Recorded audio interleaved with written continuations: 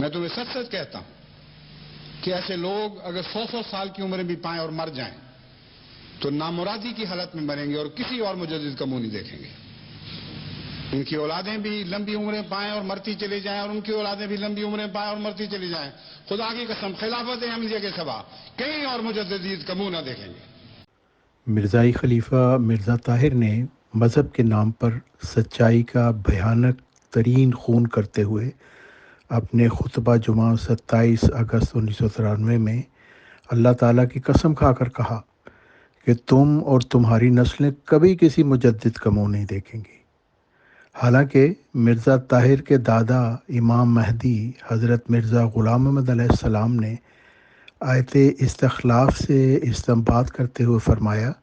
کہ سلسلہ مجددین دائمی روحانی خلافت ہے جس کا منکر اللہ تعالیٰ اور رسول اکرم صلی اللہ علیہ وسلم کی تکذیب کرنے والا فاسق ہے. اور اپنی تصنیف شہادت القرآن میں امام مہدی حضرت مرزا غلام محمد علیہ السلام فرماتے ہیں کہ ایک زمانہ گزرنے کے بعد جب پاک تعلیم پر خیالات فاسدہ کا ایک غبار پڑ جاتا ہے اور حق کے خالص کا چہرہ چھپ جاتا ہے، تب اس خوبصورت چہرہ کو دکھلانے کے لیے مجدد اور محدث اور روحانی خلیفے آتے ہیں.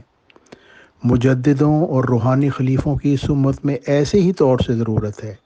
جیسا کہ قدیم سے انبیاء کی ضرورت پیش آتی رہی ہے.